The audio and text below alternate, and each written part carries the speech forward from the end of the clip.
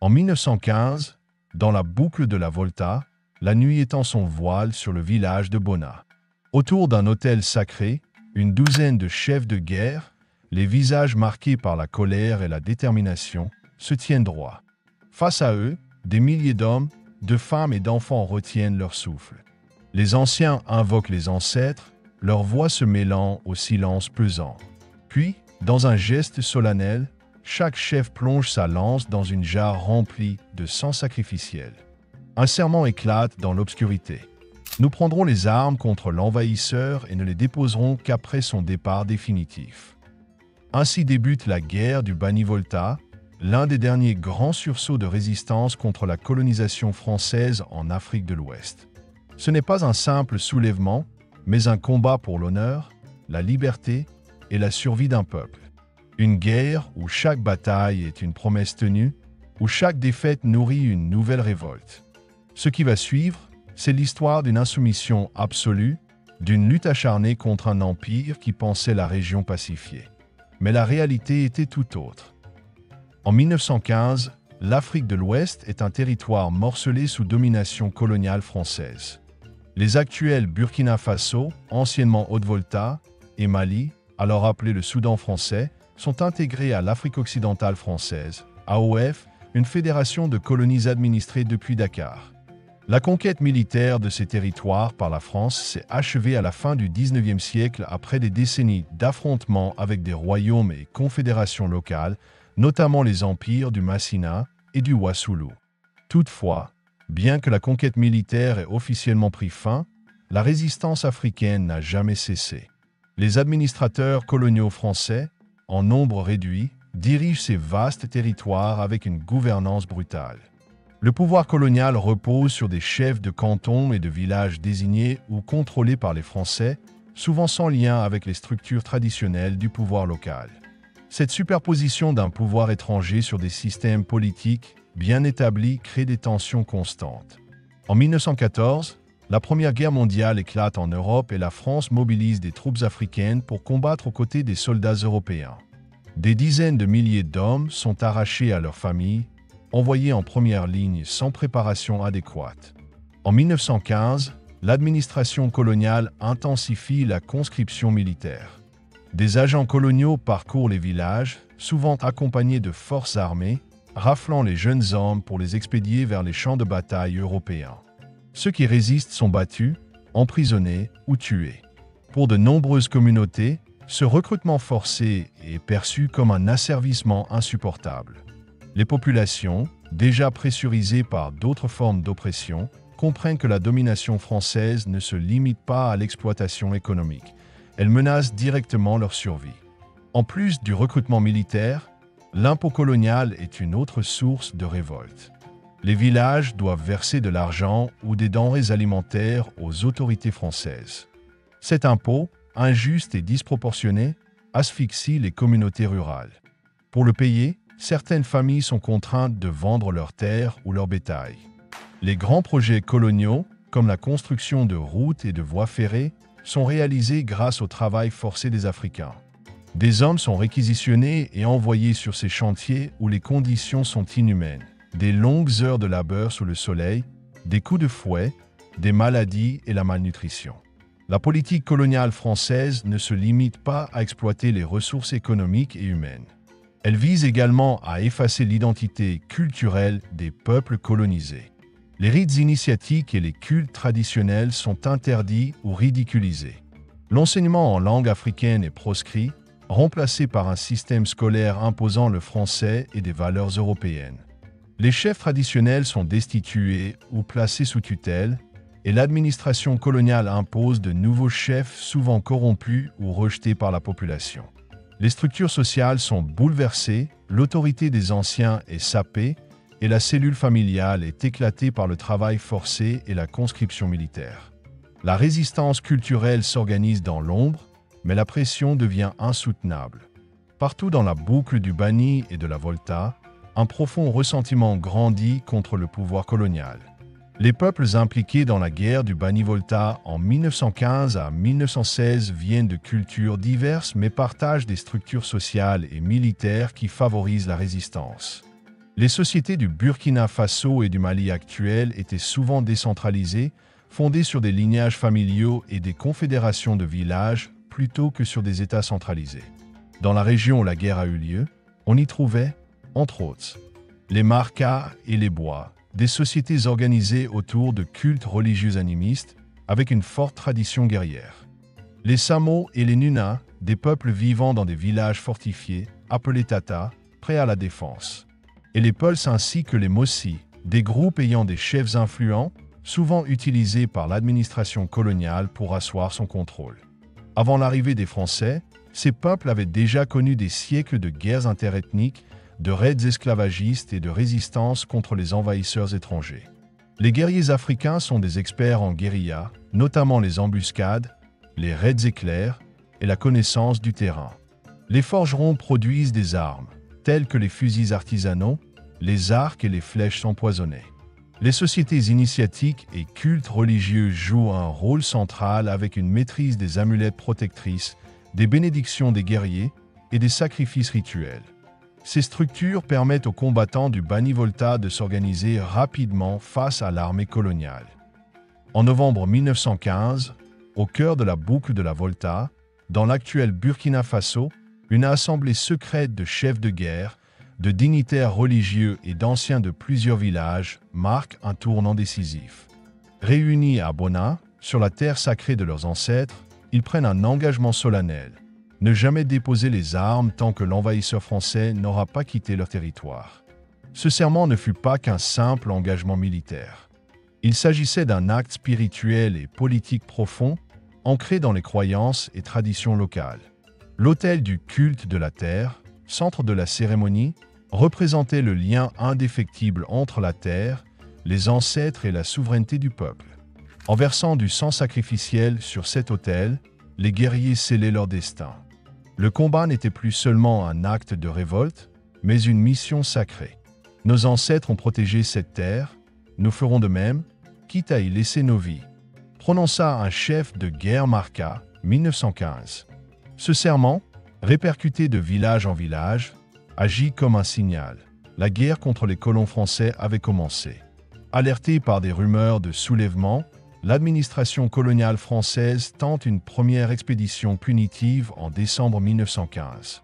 Une colonne de soldats sénégalais et de tirailleurs français est envoyée dans la région de Dédougou, dans le Burkina Faso actuel, avec pour mission d'écraser toute révolte naissante.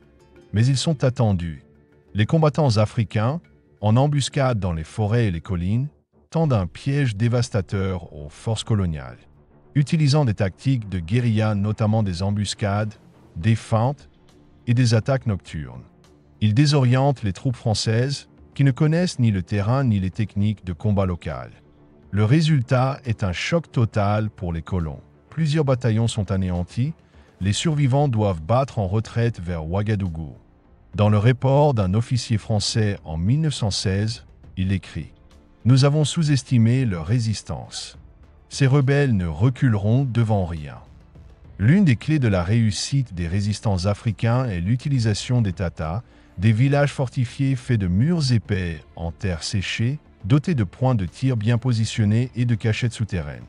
Les guerriers utilisent ces structures pour repousser les assauts français. Les entrées sont conçues pour canaliser l'ennemi vers des pièges mortels. Les réserves de nourriture et d'armes y sont stockées, permettant une résistance prolongée. Les tatas des régions de San et Koutiala, dans l'actuel Mali, deviennent des forteresses imprenables, forçant les Français à des sièges longs et coûteux. À la surprise générale, les résistants africains remportent plusieurs victoires éclatantes contre l'armée française en janvier 1916. Lors de la bataille de Bona, une colonne coloniale est prise en embuscade et presque entièrement détruite. Dans le combat de Koro, dans le Mali actuel, les forces coloniales sont forcées de se retirer après de lourdes pertes. Malgré des attaques répétées, les Français ne parviennent pas à s'emparer des bastions de la résistance. Les combattants africains démontrent une organisation et une ténacité exceptionnelles. Au fur et à mesure, la résistance gagne en ampleur. De nouveaux villages et régions rejoignent le combat, étendant la guerre vers l'est, à Ouagadougou, et l'ouest, autour du fleuve Bani, au Mali actuel. Les Marcas et les Bois mobilisent leurs guerriers. Les villages de la région de San entrent en guerre. Les caravanes marchandes sont attaquées, privant les Français de ravitaillement. Ce développement transforme une révolte locale en une guerre d'ampleur régionale. Face à cette montée en puissance, l'administration coloniale est déstabilisée. Les rapports des officiers français deviennent de plus en plus inquiétants. Dans un rapport militaire, il est écrit « La situation est hors de contrôle. Nous sommes confrontés à une résistance que nous n'avions pas anticipée. Les Français réalisent qu'ils ne font pas face à quelques bandits isolés, mais à une véritable armée populaire organisée. » Les témoignages des chefs africains traduisent leur détermination.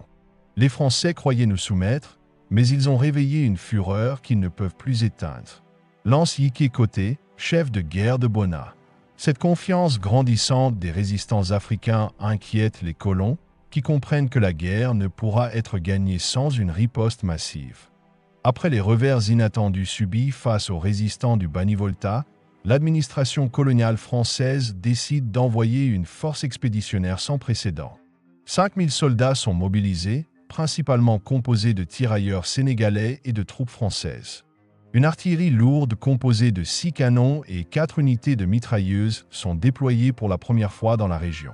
L'armée coloniale met en place des bases avancées à Dédougou, dans le Burkina Faso actuel, et San, dans le Mali actuel, pour coordonner les attaques.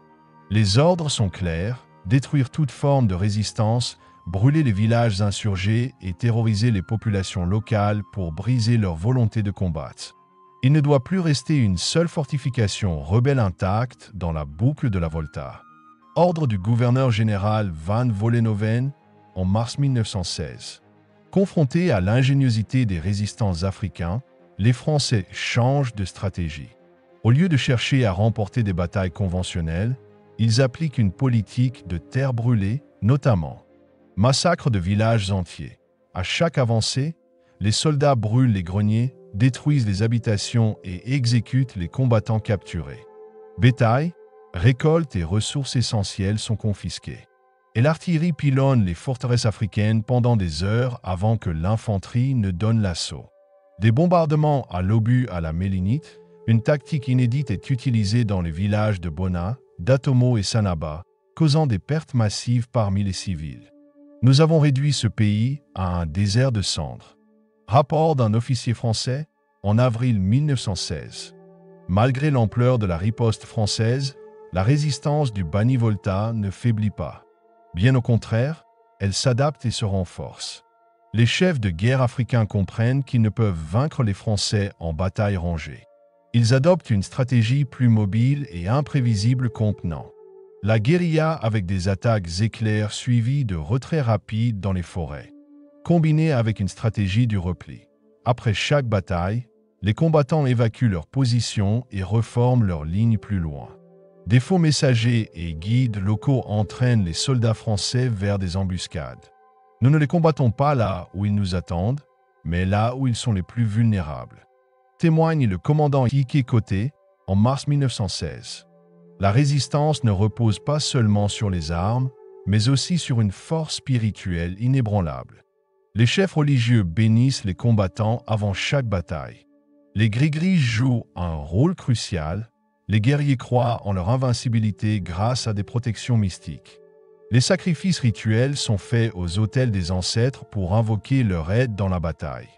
Nos ancêtres marchent avec nous. Aucune balle ne peut nous atteindre tant que notre foi est forte. Lance un guerrier anonyme en avril 1916. Les résistants compensent leur infériorité technologique en fabriquant des armes improvisées mais redoutables. Des fusils artisanaux améliorés par les forgerons locaux. Des munitions produites sur place, notamment des balles refondues à partir de plomb récupérés sur les champs de bataille. Des lames empoisonnées trempées dans des décoctions de plantes mortelles. Les forgerons deviennent des figures centrales de la résistance, leur savoir-faire permettant aux combattants de continuer le combat malgré le blocus imposé par les Français. Alors que la guerre atteint son paroxysme, plusieurs batailles majeures opposent les résistants africains aux forces coloniales. Lors de la bataille de Tunu, dans le Burkina Faso actuel, en mars 1916, une colonne française est encerclée et décimée. Lors de la bataille de Koutiala, au Mali actuel, en mars 1916, les résistants capturent un stock d'armes françaises. Lors de la bataille du Bani, en avril 1916, après des semaines de combats acharnés, l'armée coloniale parvient enfin à briser la défense africaine, mais au prix de lourdes pertes. Même face à l'adversité, chaque victoire est célébrée comme un triomphe spirituel. Des danses rituelles et des chants de guerre résonnent dans les villages encore debout. Nos frères tombés ne sont pas morts. Ils marchent avec nous. Face à la puissance de feu des Français, les combattants décident d'évacuer stratégiquement plusieurs Tatars pour éviter des pertes inutiles. C'est causant une exode vers des zones reculées où les Français n'osent pas s'aventurer. Avec une organisation de poches de résistance dans la forêt, prolongeant la guerre malgré la supériorité ennemie. Les femmes et enfants sont évacués vers le sud du Burkina Faso actuel pour échapper aux représailles. Nous perdrons des batailles, mais nous ne perdrons jamais notre terre. À la fin du mois d'avril 1916, la guerre du Bani-Volta entre dans une nouvelle phase. Les Français, bien qu'ayant progressé, n'ont toujours pas anéanti la résistance africaine. Les insurgés, malgré la destruction massive de leur village, continuent de combattre. Ce qui devait être une campagne rapide et punitive s'est transformé en une guerre totale, forçant la France à revoir sa stratégie. Face à l'ampleur et à la résilience inattendue de la révolte du Bani-Volta, l'administration coloniale française comprend qu'une simple campagne de répression ne suffira pas. Elle décide alors d'envoyer des renforts militaires massifs, triplant les effectifs déjà engagés. 8000 soldats, parmi lesquels des tirailleurs sénégalais et des unités françaises aguerries. Un renfort de 10 canons supplémentaires et augmentation des munitions d'obus à la mélinite. Et une stratégie de bombardement intensif est alors adoptée. Les villages résistants sont pilonnés jour et nuit avant chaque assaut terrestre. Les campagnes militaires se concentrent sur Dédougou, San, Koutiala et la boucle de la Volta, où se trouvent les plus grandes concentrations de résistants. La guerre prend une tournure encore plus brutale. Incapables d'écraser l'armée rebelle dans des combats ouverts, les Français adoptent une stratégie de destruction systématique. Les récoltes sont brûlées avant la saison des pluies pour affamer les populations. Le bétail est confisqué ou massacré pour priver les résistants de toute ressource alimentaire. Les greniers à mil et à sorgho sont vidés, provoquant une famine qui touche durement les femmes et les enfants. Les villages sont incendiés après chaque raid, ne laissant aucun abri aux survivants. Dans un note confidentielle d'un officier colonial, il lance « Il ne leur reste plus rien, plus de toit, plus de nourriture. Laissez-les mourir de faim, ils reviendront se rendre d'eux-mêmes. » L'armée coloniale française emploie une tactique de terreur visant à briser le moral des combattants africains, la capture massive de femmes et d'enfants. Les prisonniers sont emmenés à Ouagadougou et Bobo-Dioulasso dans des camps de détention improvisés. Certains sont envoyés de force travailler dans des plantations ou sur des chantiers coloniaux. Les résistants reçoivent des messages leur promettant la libération de leur famille s'ils déposent les armes. Un guerrier Marca témoigne. La guerre n'est plus seulement sur le champ de bataille. Il s'attaque à nos familles, nos femmes, nos enfants, mais nous ne plierons pas. Malgré la supériorité technologique et les nouvelles tactiques brutales des Français, la rébellion s'adapte. Les combattants abandonnent les grandes batailles frontales et adoptent une stratégie de guérilla. Des embuscades sont tendues sur les routes empruntées par les colonnes militaires. Les résistants se déplacent rapidement d'un village à l'autre, ne laissant jamais aux Français l'opportunité de les écraser totalement. Face à la destruction totale annoncée, plusieurs peuples autrefois divisés s'unissent contre la menace coloniale. Les Marca, Bois, Samo, Minyanka et Peul forment une alliance de dernière chance. Les villages fortifiés ouvrent leurs portes aux combattants réfugiés, permettant la consolidation des forces. Des messagers parcourent la boucle de la Volta pour organiser la défense commune. Cet élan unitaire montre une détermination sans faille. Les résistants ne se battent plus seulement pour leur survie, mais pour l'indépendance de leur terre et de leur peuple. Malgré la peur et la famine, les combattants résistent avec un courage inébranlable. Des chants guerriers résonnent dans les montagnes et les forêts, rappelant aux soldats que la terre du Bani-Volta appartient à ceux qui la défendent. En septembre 1916, l'armée française lance son assaut final sur les derniers bastions fortifiés des résistants. Les villages de Dédougou et de Sanaba deviennent le théâtre d'un carnage. Les Français mobilisent toute leur puissance de feu, pilonnant les Tatars restants jusqu'à leur destruction complète. Des milliers de guerriers tombent, mais se battent jusqu'au dernier souffle. Les bastions finissent par céder sous le feu français. Les derniers défenseurs sont massacrés ou capturés. Un survivant de Sanaba témoigne. Nous avons perdu cette bataille, mais nous n'avons pas perdu notre âme. Même après la chute des dernières fortifications, la rébellion ne s'éteint pas totalement. Les survivants se dispersent dans les montagnes et les forêts, refusant de se soumettre. Les chefs spirituels continuent d'organiser des formes de résistance clandestine. La guerre du Bani-Volta s'achève officiellement en septembre 1916, mais elle laisse une cicatrice indélébile dans l'histoire des peuples du Burkina Faso et du Mali. Les graines de la résistance continuent de germer, et plusieurs décennies plus tard, elles contribueront au futur mouvement de libération africaine. La guerre du Bani-Volta a laissé une empreinte indélébile sur les peuples de la boucle de la Volta et du fleuve Bani. Les pertes humaines sont incalculables. Entre 30 000 et 50 000 morts parmi les combattants africains et la population civile. Les jeunes hommes, principales forces de travail et de défense, ont été décimés. Les familles brisées, les villages vidés, les lignages entiers effacés par le feu et la famine. Les conséquences démographiques sont profondes. Pendant plusieurs décennies, les villages peinent à se reconstruire et des zones entières sont désertées. L'armée coloniale française applique une politique brutale de punition collective. Plus de 200 villages sont incendiés. Des milliers de familles sont déplacées de force et regroupées dans des camps sous surveillance. Les chefs rebelles sont arrêtés, exécutés ou envoyés en exil. Les structures sociales et politiques traditionnelles sont démantelées et remplacées par des systèmes administratifs coloniaux. Cette guerre marque ainsi le début de la réorganisation forcée du territoire, où la France impose de nouvelles divisions administratives, redessinant les frontières locales à son avantage. Si la guerre de 1915 à 1916 marque un épisode tragique, elle incarne aussi une victoire morale et symbolique. Le refus de se soumettre a prouvé que l'Afrique n'était pas passive face à la colonisation. Les valeurs de courage et de sacrifice sont devenues des piliers du patriotisme local. Des chants, des poèmes et des récits ont immortalisé les exploits des résistants. Même après la défaite militaire, la flamme de la résistance ne s'est jamais éteinte et elle a inspiré les générations futures de leaders anticoloniaux. Dans les villages et les villes du Burkina Faso et du Mali, la mémoire de cette guerre reste vivace. Les anciens transmettent les récits aux jeunes générations. Des cérémonies annuelles honorent les héros tombés au combat. Les noms de certains villages portent encore la marque de la résistance Bona-Kélé, la guerre de Bona. Les griots chantent encore aujourd'hui les exploits des guerriers et des chefs de guerre. L'un des défis contemporains est de préserver cette mémoire et de la transmettre aux jeunes générations à travers l'intégration de cette histoire dans les programmes scolaires.